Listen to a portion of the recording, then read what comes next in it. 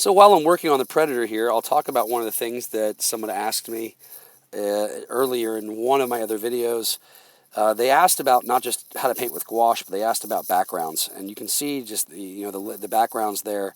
I looked at a photograph of the rainforest. That was one of the big things. Working from reference is always big. I love working from reference directly. Obviously, I did not have a Predator posed in this position, but I did look at an action figure of the Predator. But for the background, I looked at a picture of a rainforest, actually two different pictures, and sort of took different plants and combined them together. And the idea was to create depth. So after drawing the Predator and knowing where I wanted him, compositionally, or how I wanted him spaced out and how I wanted him to take up however much space and be in whatever pose, I then started to draw the plants that I liked from the photographs around him. And notice how dark it is kind of in between his elbow and his hip, and how dark it is underneath his knee there. It's going to be darker all around him because he's so bright.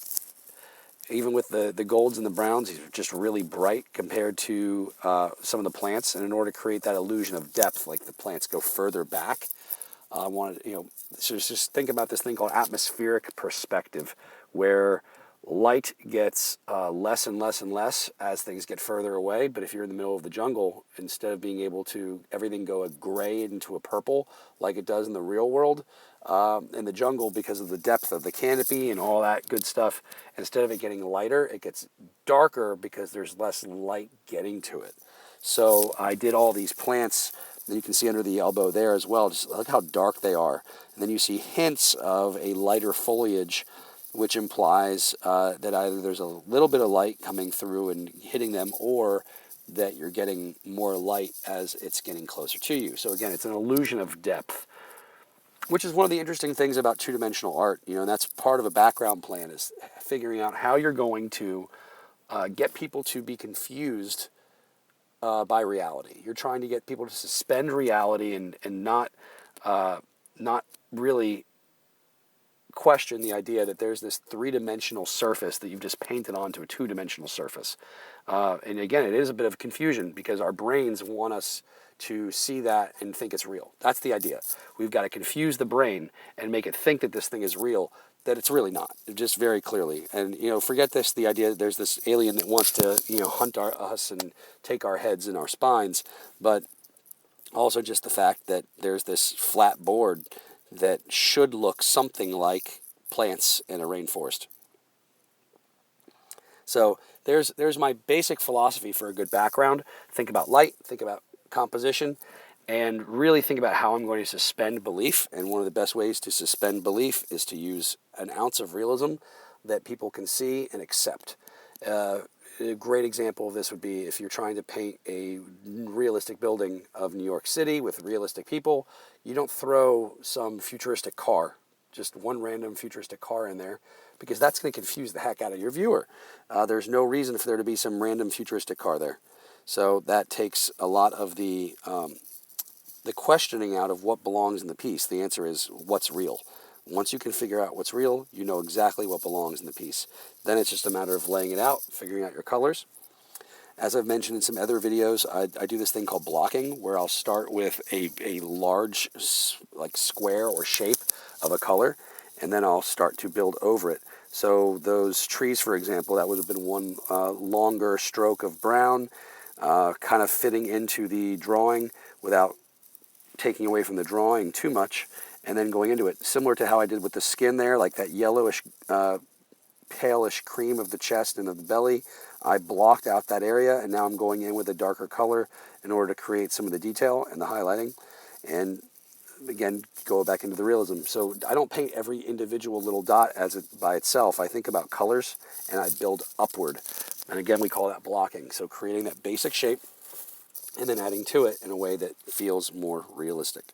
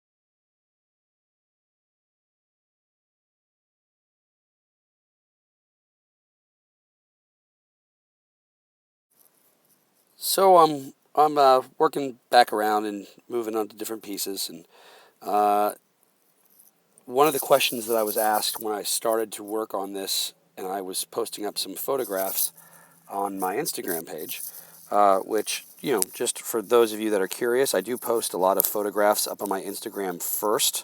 Instagram is just under Jason Sobel, no spaces, just JASONSOBOL, and you'll see a picture of my ugly mug along with my beautiful wife. But people were asking me through Instagram, through Facebook, why are you doing the Predator? That's not like your normal jam. You normally do like Star Wars and comic stuff. Well, I grew up with the Predator. I think that a lot of people my age did kind of grow up with the Predator movies, especially the original Predator with Schwarzenegger. And yeah, of course, there have been so many iterations since, and there's been a newer one recently. They're just, they've changed a lot. I think that the overall concept is still the same, but it doesn't quite have the same energy that the Arnold did. But whether the movies are different or not, I grew up with the Predator movies. I grew up with especially good old Dutch and team attacking the Predator, or fighting the Predator in the jungle, and it was just a fantastic movie. A big part of my youth, I think, growing up in the '80s as a aspiring artist at that time, was really great. There's so much material coming out that I can still draw from. So I've got an alien piece that I did right around the same time I did this, but it's all done in my Inktense pencils, which again is a drawing slash painting method, and it's really good because it allows me to, kind of play off of other ideas. And of course, those ideas are varied. Being able to do things like the Predator, change things up. Not my normal jam, although I've done a number of black and white Predators for people just as commissions. And the Alien, the Xenomorph, very cool, great visually, done one or two. A good buddy of mine, Alex, has a a Xenomorph that I did in a white charcoal, which is something I might be willing to attack again. White charcoal pencil on black paper, beautiful visually. I think when I do the video editing of the Xenomorph in Inktense pencil, I'll probably drop in a visual, just a quick image of the Xenomorph in black and white charcoal.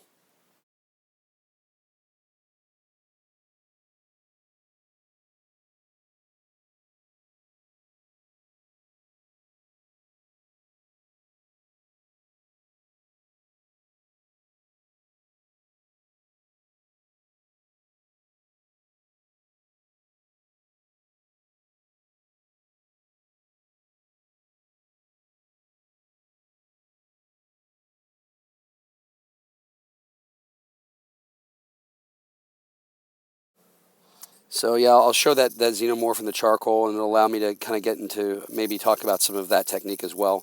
And here, while I'm not painting for a hot second, getting ready to, the using similar colors, so using that pink over the pink, and honestly, with the gouache I blend so much, so I can't tell you one specific color.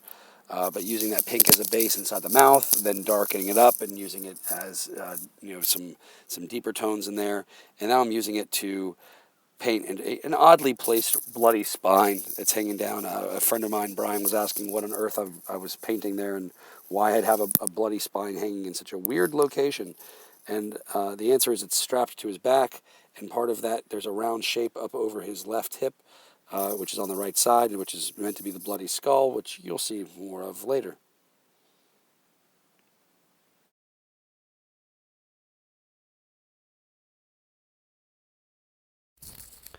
All right, so I am done with the skull, done with the spine, working on using some reddish browns to try and fill out the outfit that he's wearing. And you're going to see me working on a little bit of the outfit here, and I'm going to get into just kind of trying to finish up with the dark browns throughout the rest of this second section of the Predator in Gouache video. Again, this is just the second section of the Predator in Gouache video. I got some complaints from my wife during the editing of this video segment, and she just said this is just way too long and that I need to get rid of that. So I'm going to have to look into seeing how I can fine-tune aspects of the video production later, and what I can cut out in order to keep it clean and make sure that I do not have too much going on. But again, right now I am looking at doing the reddish browns for the area in his outfit that's kind of like the, not the cod piece, if you will, but the almost straw-like or leathery straps that come down around the cod piece. Kind of an important part, just to make sure that we have it more accurate for the character, because he was in fact wearing something like that.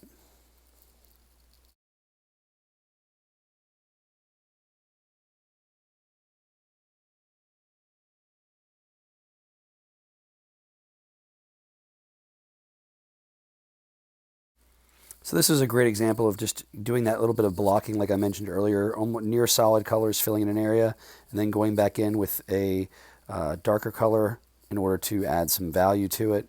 Definitely did not want to start with my darker color as the base, because it would have then gotten way too dark for the color of the outfit itself. But by doing the red first, then going back in with dark, it added just enough shadow to really become more realistic and more color true.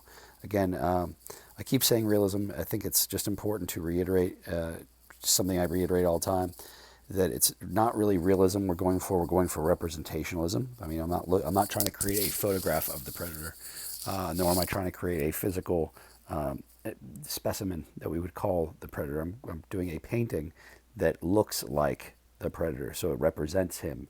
And if I do a good enough job with my representation, then you get the idea and it works. So again, just working on some of these darker aspects, a little bit of his feet, a little bit in his hands coming up, and the legs, etc. So as I am working on being near completion with this with this second Predator video, and as I prepare for the third, I want to just remind you that all of this has already been shot and filmed. It's just about editing it down. So it's really sometimes hard to pick what the best segments are for me to show, or really just to determine if I can even afford to cut something out and have it still maintain the integrity. So let's just continue drawing and painting, and hopefully I will, as I do more and more videos, be able to be better about editing these so that they are better for you. We are almost near the end of this, so thanks for joining us for video 2. Come back soon for video 3, and don't forget to leave some comments, and check out the Instagram and Patreon coming soon from what I'm trying to put together, so we'll see how that works out. Thanks. Jason Sobelart, out.